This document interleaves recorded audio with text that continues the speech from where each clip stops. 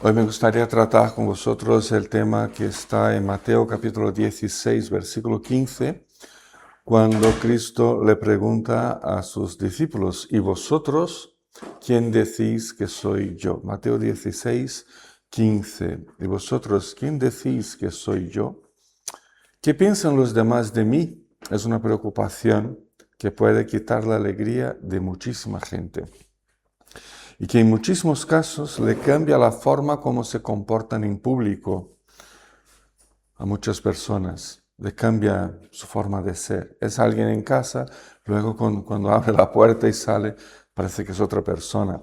Puede llegar a convertirse en una especie de obsesión que le quita la paz a varias personas, que acaban por guiarse todo el tiempo según la opinión ajena, la opinión que los demás tienen acerca de sí mismo, ¿no?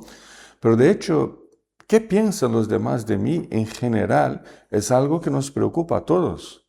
Aunque muchas veces insistimos en negarlo porque suponemos que somos muy autosuficientes o para dar esa idea de fortaleza interior, que no nos importa en absoluto lo que piensan los demás, lo que digan los demás, estoy por encima de todos y me da igual. Pero no siempre es así. Con la mayoría de las personas no pasa eso. No podemos negar el hecho de que casi a todos nosotros nos importa en mayor o menor grado la opinión de los demás. Y también hay que reconocer que eso es normal. Perdón, que eso es normal, que eso es natural en todos los seres humanos.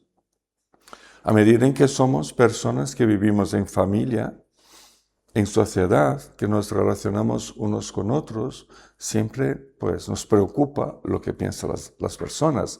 Sin embargo, esta expectativa, que es normal, puede llegar a niveles de ansiedad personal o incluso de ansiedad social, por lo que piensan los demás de mí, de mis opiniones, de mi apariencia, de lo que digo, de lo que hago, etcétera, etcétera. Pero la otra cara de la moneda también tiene su lugar en todo eso. Me refiero a lo que pensamos nosotros de los demás, ¿no? ¿Qué es lo que pensamos nosotros? Nuestras impresiones sobre la vida ajena definen la manera como vamos a considerar, como vamos a tratar a todos los demás. Los vamos clasificando y catalogando, ¿no? Poniendo dentro de cajitas, catalogando. Los vamos separando por apartados, algunos buenos y otros que no son tan buenos. Pero en el primer caso, lo que la gente piensa de mí me puede causar cierta ansiedad. En el segundo caso, causo yo ansiedad en la vida de otros por la manera como expreso lo que pienso de ellos. Y luego abrimos la Biblia y nos vemos ahí reunidos con Jesús, todos nosotros, ahí con Él, en aquel momento tan sublime en que Pedro, el apóstol Pedro, representándonos a todos nosotros, le dijo al Señor, tú eres el Cristo, el Hijo del Dios viviente. Tenía Pedro una opinión sobre Jesús. Pero instantes antes de esa afirmación apostólica, que es un divisor de aguas en el ministerio de Jesús, ¿no? Hasta esta afirmación de Pedro, Cristo enseñaba a las multitudes. Después de esa afirmación de Pedro, él se concentra a enseñar a los discípulos, ¿no? Pasa de un ministerio público a un ministerio más particular. Así que es una afirmación muy, muy importante, pero instantes antes de decir Pedro a Jesús, tú eres el Cristo, el Hijo del Dios viviente, Cristo nos mira fijamente a todos a los ojos y nos pregunta sin rodeos, ¿quién decís vosotros que soy yo? Y es en ese momento en el que todos y cada uno de nosotros nos paramos a pensar sinceramente en qué le vamos a responder. ¿Qué le respondo yo a diario frente a la complejidad de esa pregunta? La pregunta es, ¿qué dices tú acerca de mí? ¿Qué piensas de mí? Es una pregunta de Cristo, ¿no? ¿Qué respondo yo a diario frente a la complejidad de esa pregunta? ¿Qué respondes tú cada mañana ante la profundidad de esa pregunta? ¿Quién es Jesucristo para mí? ¿Quién es Jesucristo para ti? El mundo cristiano y el mundo no cristiano se unen en cuanto o alrededor de esa pregunta, en cuanto a cientos de respuestas, o miles puede ser, de respuestas a esta pregunta: ¿quién decís que soy yo? Los dos mundos, cristianos y no cristianos, están preocupados con eso, ¿no? Y tras estos más de 2000 años, el mundo sigue dando vueltas a esta pregunta. Me puse a contar en mi modesta estantería cuántos libros tengo que buscan responder específicamente a esa pregunta sobre quién ha sido y sigue siendo Jesucristo. He contado por ahora unos 50 títulos, más o menos, puede que haya alguno más, lo que no es nada ante todo lo que ya se ha escrito y se ha dicho sobre quién es Jesucristo. Y la pregunta sigue en vigor porque la gente se sigue preguntando quién es Jesucristo.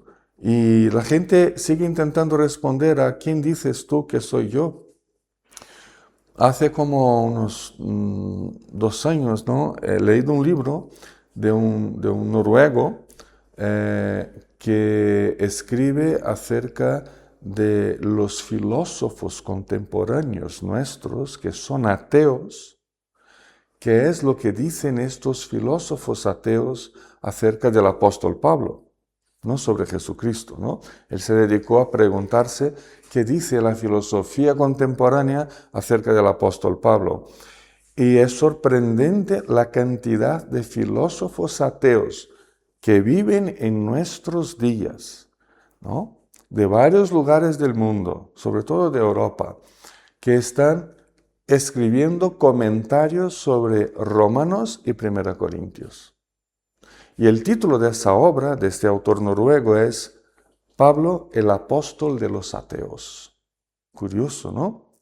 O sea que el mundo está preocupado en saber qué dice la Biblia sobre las cosas. ¿Quién dice la Biblia sobre Pablo? ¿Qué dice la Biblia sobre Jesucristo, ¿no? De hecho, las opiniones sobre la persona y la obra de Jesús son tantas cuantas personas existan en el mundo. Sobre todo en nuestros países que tienen ese trasfondo cristiano, sea un trasfondo protestante o católico o incluso ortodoxo, sobre todo en estos nuestros países se multiplican casi que infinitamente las opiniones sobre Cristo, aunque ya una gran mayoría de las personas no creen genuinamente en Él, pero tienen una opinión acerca de Él. El tener una opinión sobre Jesús no depende de que tengamos nuestra fe depositada en su obra. Tampoco depende de si vamos o no a una iglesia. Es casi como las opiniones que tenemos todos sobre qué comer para llevar una vida saludable. Todos tenemos alguna opinión sobre eso, ¿no? Pues da igual si yo me dedico a comer una comida saludable o no, tengo mi opinión, ¿no? En ese viaje con Jesús llegamos a Cesarea de Filipo y fue ahí donde Él nos preguntó inicialmente sobre las opiniones públicas, diferentes opiniones públicas sobre Él. La primera pregunta de Cristo es: ¿quién dice la gente que es el Hijo del Hombre? Nos preguntó sobre las opiniones ajenas sobre Él.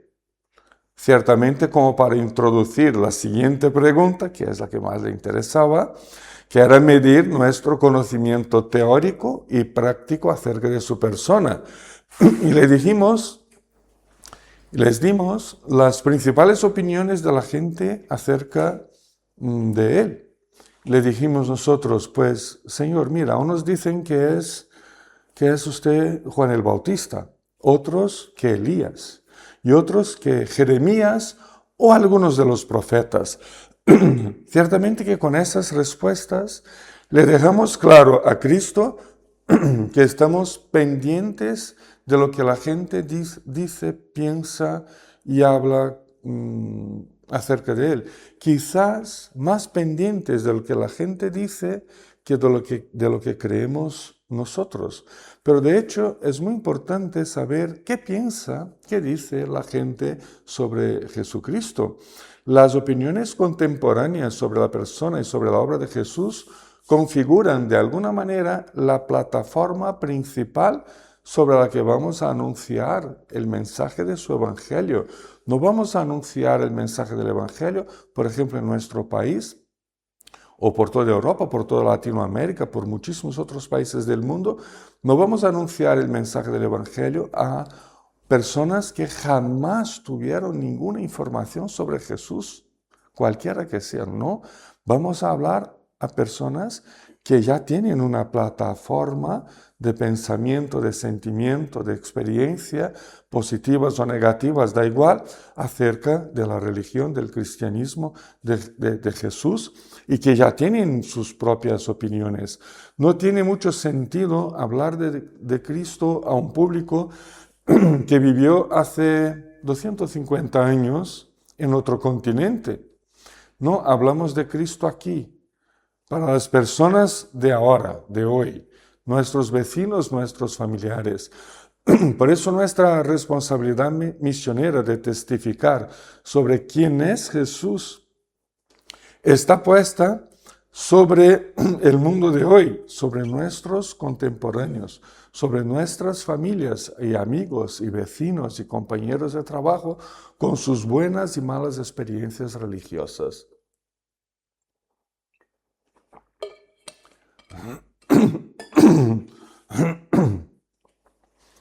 ¿Qué opinas de Cristo?, le preguntamos a la gente. Así que es muy importante conocer lo que la gente piensa, lo que se dice, lo que se escribe hoy sobre Jesús.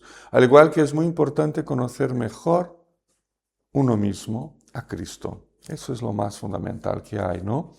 Pero sí que las personas que no creen en Jesús como Señor y Salvador de sus vidas tienen sus opiniones.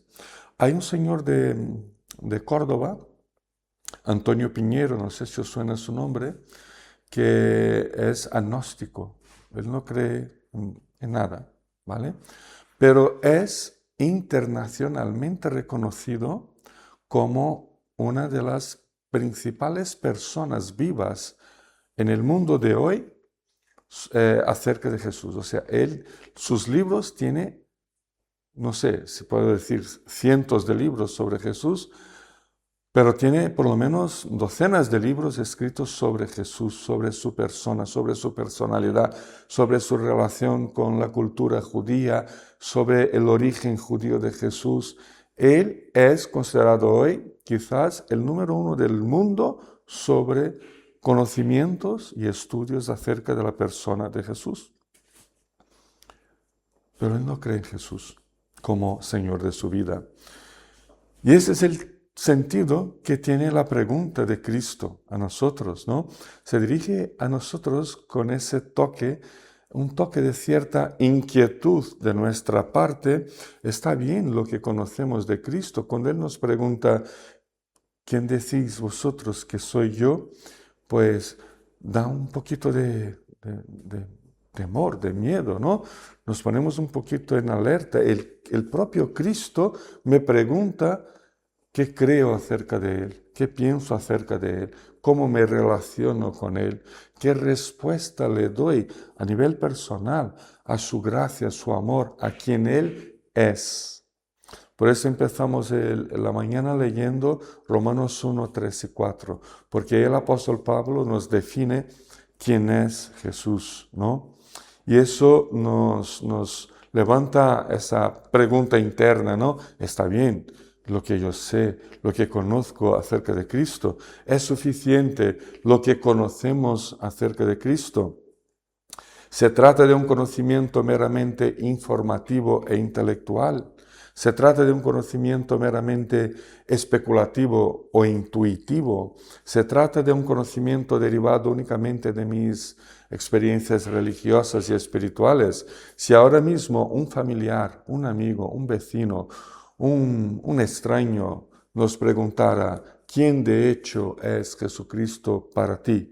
¿Qué le responderíamos? ¿Qué contenido tendría nuestra respuesta?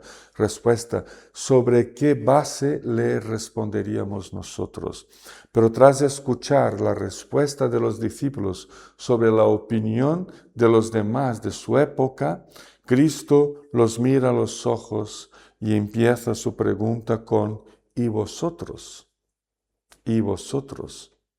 O, pero, eso es lo que dice la gente, ¿no? Pero vosotros, quiere saber lo que pensamos nosotros sobre Él, pero no quiere saber simplemente lo que le puedo decir, lo que me ocurre en el momento. Quiere saber, quiere que le conteste en contraste con lo que piensan todos los demás. Por eso dice, pero ¿y vosotros? ¿No? En contraste con los demás, ¿qué pensamos nosotros sobre Él? En contraste con lo que piensan los demás, porque en realidad hay una diferencia muy importante, una diferencia significativa entre nuestra experiencia de vida con Cristo y nuestra vivencia, nuestro vivir a diario con la meditación de su palabra y las diferentes opiniones que existen, y son opiniones que van cambiando con el paso del tiempo y que están por ahí alrededor nuestro, ¿no? Cuando respondo Cristo es el Hijo de Dios, no le respondo únicamente a Cristo, ahora estamos yo y Cristo, pero este yo y Cristo, este momento de espiritualidad en el que le digo, eres el Señor de mi vida, lo digo metido en una sociedad, en un contexto de vida, en una familia, en medio de compañeros de trabajo, dentro de una determinada cultura. No le digo fuera y como si estuviera ausente de este momento presente que vivimos, ¿no? Por eso el pero ¿y vosotros? ¿No? Así introduce Cristo su pregunta, es que me digas lo que piensas de forma a que todos los demás puedan entender tu fe acerca de mí. Decir lo que pensamos acerca de Cristo no es simplemente me olvido de que existe un mundo y ahora estoy yo mirándole a Cristo a los ojos, ¿no? Con el corazón lleno de alabanza y gratitud, y solo nosotros dos, y yo le hablo y él me contesta, como si no hubiera nada más, nadie más, como si no hubiera un mundo, un contexto, una sociedad, una familia, o mis propias ansiedades y problemas personales. Y no, es que respondemos desde lo que somos, desde dónde estamos, y no únicamente en respuesta a Cristo, porque Él sabe mejor que yo lo que pienso acerca de Él, pero le respondemos como respuesta a todo lo que dice la gente que es el Hijo del Hombre, que fue la primera pregunta. En ese sentido, la pregunta de Cristo se dirige a todos nosotros con ese toque de preocupación. Tenemos que responder a Él y al mundo. A Él y al mundo. El claro interés de Jesús es cómo nos ubicamos ante Él. Es cómo nos portamos ante Él. Y para tanto el concepto que vamos formando sobre su obra y su persona se va formando desde esa ubicación, desde nuestras preocupaciones, desde los desafíos de la vida, desde las respuestas que oímos de la gente que cree o que no cree en Cristo. A medida en que conocemos su palabra, y eso es fundamental, nos vamos profundizando aún más en la manera como nos relacionamos con Él, en la manera como le respondemos acerca de quién es Él y en la manera como esa respuesta llega a mi contexto de vida. Lo que hace Cristo ahora es apartar nuestra mirada y nuestra atención del público en general con sus diferentes e imperfectas comprensiones y lealtades con relación a Él, porque ahora le interesa mucho más personalmente a los hombres y mujeres que caminan a su lado y que han dejado sus antiguas vidas, sus antiguos ideales, fidelidades antiguas para seguirle fielmente. A estos, llamados discípulos por el Nuevo Testamento, a estos le interesa a Cristo que tengamos una visión correcta acerca de Él, porque esa es la visión que luego llegará a estos todos los demás, ¿no? Con ese cambio de perspectiva de lo que piensan los demás hacia lo que pensamos nosotros sobre Él, su interés es que volquemos más hacia dentro que hacia afuera. Voy a pensar en mí mismo, en lo que pienso yo, pero sin olvidar que estoy ubicado ahí, tengo raíces en un contexto, ¿no? Y me expreso, incluso la manera como expreso lo que pienso sobre Jesús, lo expreso desde mi propio contexto. Pero es un momento en que Cristo dice, ahora piense en lo que tú crees acerca de mí. Un vuelco hacia adentro es lo que nos propone Cristo con esa pregunta en un primer momento. Quiere que hagamos un diagnóstico, pero que sea serio, profundo y humilde. Y si hace falta un diagnóstico que se haga en arrepentimiento, pero un diagnóstico acerca de nuestra creencia y de nuestra fe. ¿Qué es lo que pensamos y creemos de Él? Vivimos mucho o poco tiempo caminando a su lado. Depende de cada uno de nosotros, ¿no? Conocemos algo de lo que enseñó a sus primeros discípulos, lo que tenemos en los evangelios. Hemos visto y seguido sus pasos cada día de nuestras vidas. Hemos visto y seguimos viendo sus señales, sus obras cada día. Experimentamos en el pasado y en el presente su misericordia, su perdón. Le pedimos cada día por nuestras necesidades y aún así necesitamos responder una y otra vez esta misma pregunta sobre quién decimos que es Cristo. Necesitamos reformatear siempre, si hace falta a diario, nuestros conceptos sobre la persona de Jesús. Obviamente tenemos que centrarnos en la respuesta que le dio Pedro, en representación de los demás discípulos, ¿no? La respuesta apostólica de Pedro. Una respuesta que sacó de los labios de Cristo unas palabras impresionantes, ¿no? Cristo le dijo a Pedro, después de la respuesta, dijo, dichoso tú, Simón, porque esto no te reveló ningún mortal, sino mi Padre que está en el cielo. La respuesta de Pedro es por demás conocida de todo el mundo cristiano y también de nosotros que aquí estamos, ¿no? Le dijo Pedro, tú eres el Cristo, tú eres el Mesías, tú eres el Hijo del Dios viviente. Palabras que se repiten en los tres primeros evangelios, Mateo, Marcos y Lucas. Y muy posiblemente los discípulos ya lo veían como el Mesías prometido del Antiguo Testamento desde hace algún tiempo, y por eso dejaron sus antiguas vidas y lo seguían. Sin embargo, su comprensión de la mesianidad de Jesús, de la divinidad de Jesús, ha ido en aumento con la convivencia con Él. Fueron aprendiendo al caminar día a día con Cristo, con la asimilación de sus enseñanzas y con ver las señales milagrosas que indicaban la llegada del reino de Dios. Ciertamente no comprendemos con total exactitud lo que tenía Pedro en mente al identificar a Jesús como el Cristo, como el Mesías divino. Ciertamente le atribuía el concepto de Mesías toda la expectativa de los judíos. El jueves estuvimos hablando sobre qué pensaban los judíos sobre el reino de Dios, no un reino físico, militar, bélico, judeocéntrico, nacionalista, ¿no? Cosas por ese estilo. Y claro, para ellos el Mesías era el rey de este reino. Y entonces aquí cuando Pedro dice, tú eres el Cristo o el Mesías, es casi cierto que tenía en mente que la expectativa suya en aquel momento y de sus compañeros discípulos era de que Jesús, era esa expectativa religiosa judía, ¿no? de que Jesús sería un liberador nacional del yugo romano, del establecimiento de un reinado físico, nacionalista y judaico sobre todo el mundo, lo que era exactamente todo lo contrario de la propuesta redentora del Evangelio revelado desde el Antiguo Testamento y que ahora se cumplía perfectamente en Jesucristo.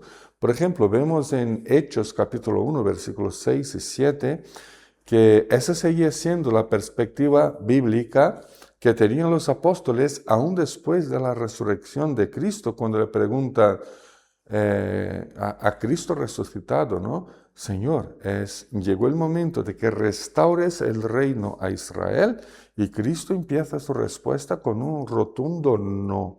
No os compete preguntarme eso, saber nada de eso, ¿no? Y luego todo el libro de los Hechos va diciendo que el reino de Dios se va conformando conforme la predicación del Evangelio de Jesucristo, primero en Jerusalén, después en Judea, en Samaria y luego hasta los confines de la tierra. Y esos confines de la tierra terminaron en Roma, en el capítulo 28 del libro de los Hechos, pero dejando ahí como la puerta abierta para que todo el mundo pueda conocer y experimentar el Cristo, que es el Mesías, que es el Rey del reino de Dios, el que reina en soberanía para la salvación de los seres humanos. Lo que quiero decir con eso es que, aunque desde la perspectiva que ya tenemos hoy sobre la mesianidad, sobre la persona, sobre la divinidad, ¿no? La persona mesiánica y divina de Jesús, la respuesta de Pedro está perfecta, pues la leemos no desde el contexto judío que tenía Pedro y los demás discípulos en aquel momento de sus vidas, sino que leemos esta afirmación de Pedro desde el contexto que nos da y que nos define todo el Nuevo Testamento. Desde la perspectiva de Pedro y de los demás en aquel momento, pues nos complicaríamos mucho la vida porque reflejaban claramente el pensamiento judío de sus días. Pero gracias al Señor hoy tenemos ya todo el Nuevo Testamento y podemos responder a la luz del Nuevo Testamento quién es Cristo. Y por tanto sigue la pregunta de Cristo y quizás la podamos reformular de la siguiente manera. De las opiniones generales y populares sobre Cristo, ¿qué permitimos nosotros que componga nuestra perspectiva y experiencia de vida con Él? Desde mis intuiciones, experiencias personales y espirituales, me pregunto, ¿quién digo yo que es Jesucristo?